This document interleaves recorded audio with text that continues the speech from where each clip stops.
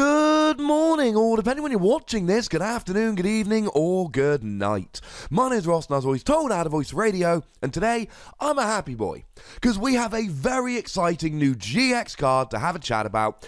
It was revealed over on Pokebeach.com, and it's Ultra Necrozma GX. Now, this is coming out in Forbidden Light, which is the Japanese Sun and Moon 6 set, and our Sun and Moon 6 set, more on that later today.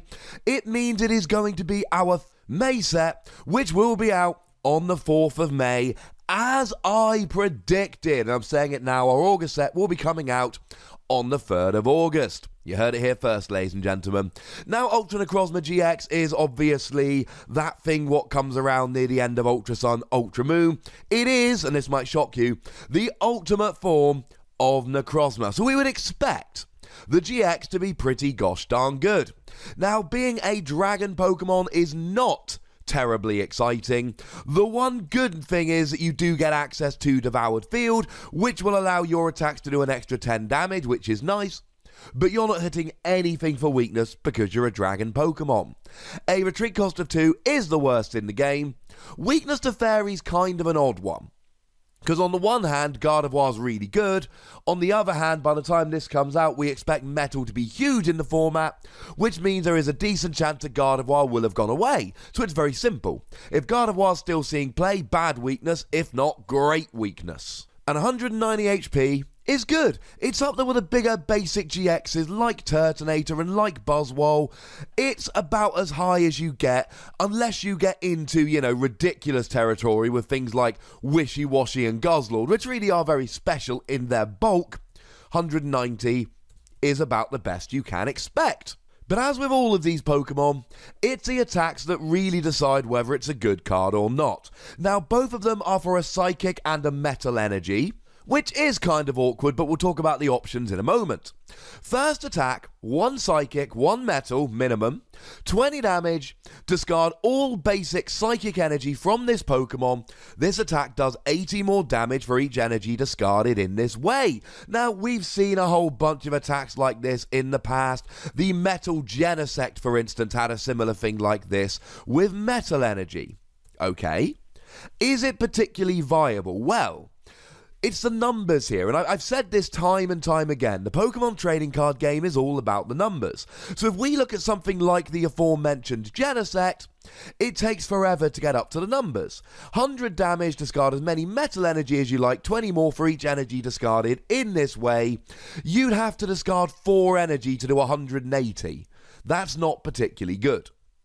But if we look at Ultra Necrozma, you need to discard 2 energy to do 180. Now, this is relevant because there's a whole bunch of basic Pokemon, let's say Volcanion and Drampa, which have 180 HP. And then, of course, if Devoured Field's in play, it's actually 190, and that gets rid of stuff like Buzzwole. But more importantly, if you add a Choice Band, you're then hitting for 210. And 210 is the key number at the moment. Golisopod, 210. Silvally, 210. And most important of all, Zoroark, 210. And that's the key here, ladies and gentlemen. If you discard 2 Psychic Energy here, you are doing, with a Choice Band, 210 damage.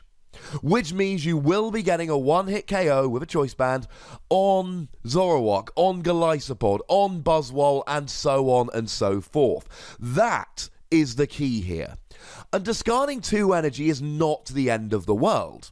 This has the potential to be a really good attack. But to address the elephant in the room, how are you getting all that Psychic energy on there? Now, if it was discarding Metal Energy, I'd be saying things like, well, we've got the new Magnezone that allows you to attach as many Metal Energy as you like during your turn, and we've got the new Solgaleo that for a double colourless energy does 120 and attaches 2 basic energy from your discard to one of your bench Pokemon. But that's not the way it is, although that Solgaleo could be used here very nicely indeed, because hitting 120 is basically 2-hit KOing anything. You could use that to accelerate Psychic Energy, given that you're attacking for a double colourless, so it's pretty nice. You would then be playing a mixture of Metal, Psychic, and double colourless, which is a little bit annoying, but the new Solgaleo is at least an option here. Now, I do need to mention Max Elixir. Max Elixir could work quite nicely here, although you'd clearly be playing a mixture of metal and psychic energy. The reason is it's kind of, metal for Solgaleo, psychic for Lunala, etc. And the annoying thing is that you're playing both. So if you played a Max Elixir here, then you could very well just keep hitting metal energy when you really want one metal energy, and then you want to be hitting all psychic energy. Nothing you can do about it. That is a risk you run with Max Elixir. And I should give a quick shout out here to Beastring as well, the new item card we profiled just the other day, link in the description, which allows you, if your opponent has 3 or 4 prize cards remaining, to search your deck for 2 basic energy and attach them to one of your Ultra Beasts. Now, the good news is that every time you use this, you get the 2 energy you need to do the 210 with Ultra Necrozma. Yay! Bad news is you can only use this at a given time of the game, and secondly, you cannot pile energy on Ultra Necrozma. You discard all the psychic energy attached, so it's not like you can use this twice and then get 2 attacks with Ultra Necrozma. You can only use this once, and you get 1 attack for each Ultra Necrozma. Beastring is particularly clunky with this particular Pokemon, but there is a little bit of use here, so it is something to consider. But one of the options that really jumps out to me here is Metagross. I think Metagross could be really good with this. Metagross is a psychic metal Pokemon, but also he's got the ability Geotech System. You can attach a psychic or metal from your discard pile to one of your active Pokemon. So, to be honest, you could have 1 Metagross on the bench, and as long as you've got an energy attached to Ultra Necrozma, you attach 1 from your hand, 1 using Metagross, 210. And the thing is that Metagross has always struggled because it really hits a maximum of 180 with a choice band. And Metagross decks have played a regular Necrozma GX, but even then, you need too many psychic energy to do lots of damage here. 10 base plus 60 more for each you discard. I mean, if you had 3 psychic energy and discarded all of them, you'd still only do 190. And again, it's about the numbers. Necrozma doesn't hit them. Ultra Necrozma does. I think Metagross with Ultra Necrozma could be really good. Metagross is still a bit slow, but Metagross really lacks that big one-hit KO attacker. Ultra Necrozma could fit in very nicely. I've been saying in a bunch of videos, really since Toxapex GX came out, that we really need a good way to accelerate psychic energy.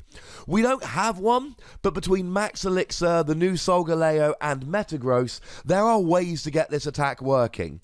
Because if you can get 2 psychic energy on and discard them every turn, you really are hitting the key number in the game. That's got to be worth exploring. And then we get to the GX attack. This attack can only be used if there are 6 or fewer total prize cards in play, so you add up yours and your opponent's prize cards, there must be 6 or fewer. Place 6 damage counters on each of your opponent's Pokemon. That's quite nice. Now, a quick grammatical point before we move on. People are going to say 6 or less. It is 6 or fewer. So the attack as it is, putting 6 damage counters on all of your opponents is really nice. The fact that it is place damage counters rather than do damage means that if your opponent were to have a Mr. Mime or something similar on the bench, it wouldn't block because you're placing damage counters. Although Machoke would, because Machoke blocks damage counters as well. Machoke is really, really good. We just don't really have many things in the format at the moment, and that really lowers the use of Machoke. I like this. This isn't a game-breaking GX attack. This isn't one of those amazing GX attacks where you're just like, come on, give me one way to use it. But it does have its uses. Because you see, there are plenty of Pokemon in the format at the moment that have 60 HP. Lycanroc Zoroark won a large tournament recently. And Lycanroc Zoroark are Pokemon that evolve from 60 HP basic, Zorua and Rockruff. So let's say it's the middle of the game.